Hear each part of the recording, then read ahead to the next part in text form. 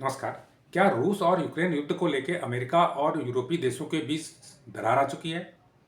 लगता तो ऐसे ही है, क्योंकि संयुक्त राष्ट्र महासभा में सोमवार को जो वोटिंग हुई है रूस यूक्रेन युद्ध के मसले पर, जिसमें स्पष्ट तौर पर प्रस्ताव में यूरोपीय संघ के प्रस्ताव में स्पष्ट तौर पर लिखा गया था कि इस हमले के लिए रूस की आक्रामकता जिम्मेदार है, रूस जिम्मेदार है यूक्रेन पर हमले के लिए।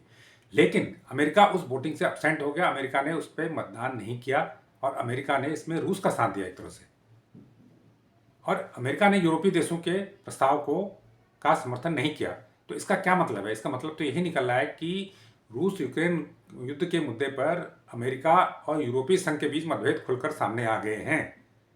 क्योंकि ये बात इसलिए भी महत्वपूर्ण हो जाती है कि अमेरिकी राष्ट्रपति ट्रंप सत्ता में आने के बाद से ही रूस यूक्रेन युद्ध को खत्म करने के प्रयासों में जुटे हुए हैं, लेकिन उन्होंने इन प्रयासों में यूरोपीय संघ को साथ नहीं लिया है और न ही उन्हें यूक्रेन को साथ रखा है।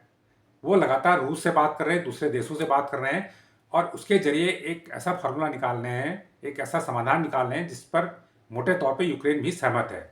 जैसे दोनों देश इस बात पर सहमत हो गए कि एक दूसरे की कैदियों को वापस करेंगे जो भी युद्धबंदी है। इसी प्रकार जो रूस की संपत्ति है, रूस से बाहर जो विदेशों में जब्त हुई है यूरोप में और अमेरिका में, वो बहुत महंगी संपत्ति है, कई सौ अरब डॉलर की है। तो उनमें से 300 अरब डॉलर की संपत्ति, अमेरिका ने सुझाव दिया कि 300 अरब डॉलर की संपत्ति को रूस इस पर दावा छोड़ दे और इस संपत्ति को बेचकर यूक्रेन के पुनर्निर्माण पर खर्च किया जाए। हालांकि रूस इस पर राजी है, रूस इस पर राजी हो चुका है और यूक्रेन भी इस पर सहमत है। तो पूरी जो प्रक्रिया चल रही है रूस और यूक्रेन युद्ध रुकवाने की, और काफ़ी हद तक वो करीब सहमति के आसार भी बन चुके हैं उसमें, तो उसमें यूरोपीय संघ को अमेरिका ने साथ नहीं रखा है। ये दूसरा कारण दिखता है मतभेद का। तीसरी बात यह है कि हाल में ट्रंप ने यह भी कहा कि जो यूक्रेन और रूस का युद्ध चल रहा है पिछले 3 साल से, और यूक्रेन को पूरी बैकिंग अमेरिका से मिल रही है, पूरा अमेरिका उसे पैसा दे रहा था रशिया के खिलाफ लड़ने के लिए। यूरोपीय संघ में पैसा दे रहा था, लेकिन यूरोप वाले उसे पैसा उधार दे रहे थे। अमेरिका तो उसे दान कर रहा था, मदद दे रहा था, लेकिन यूरोपीय संघ उसे पैसा उधार दे रहे थे, हाथ के हाथ उससे वापस ले भी रहे थे।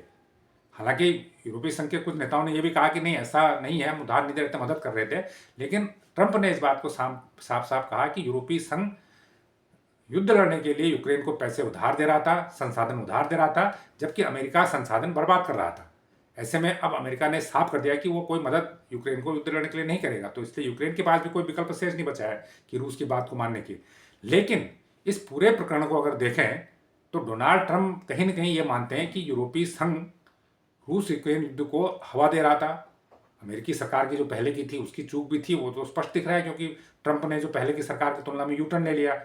जब जो बाइडेन अपने आखिरी दिनों तक रूस के लिए यूक्रेन के लिए यूक्रेन के लिए मदद की घोषणा करते गए, कई अरब डॉलर की राशि उन्होंने जाते जाते भी मंजूर कर दी थी।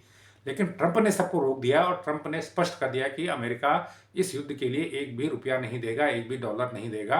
ये उसने स्पष्ट कर दिया है। अब जो भी राशि अमेरिका की तरफ से मिलेगी यूक्रेन को, वो सिर्फ वहां के पुनर्निर्माण के लिए मिलेगी जब युद्ध रुक जाएगा।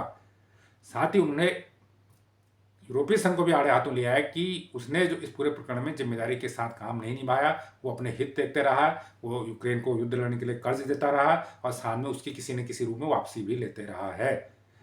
तो ये अब इस पूरे प्रकरण को अगर देखें और संयुक्त राष्ट्र महासभा में जो इस पर वोटिंग हुई है, उससे स्पष्ट तौर पर यह स्थिति साफ हो गई है कि अमेरिका इस युद्ध को अंतिम मुकाम पर पहुंचा के रहेगा, युद्ध को खत्म करके रहेगा और इसमें वो यूरोपीय संघ को बीच में दखल नहीं देगा।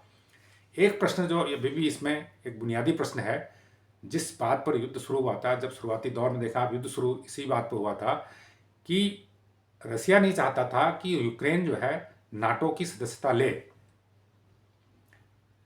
लेकिन यूक्रेन नाटो की सदस्यता लेने पर आतुर था और उस समय की जो अमेरिकी सरकार थी और जो यूरोपीय संघ था, यूरोपीय देश थे, वो लगातार उसको यूक्रेन को प्रोत्साहित कर रहे थे, हाँ मेंबरशिप आपको मिलेगी मिलेगी, लेकिन वो आज तक नहीं मिली। उनकी एप्लीकेशन आज भी पेंडिंग पड़ी है। इस 3 साल में कई और देशों को नाटो की सदस्यता मिल चुकी है, लेकिन यूक्रेन को नहीं मिली।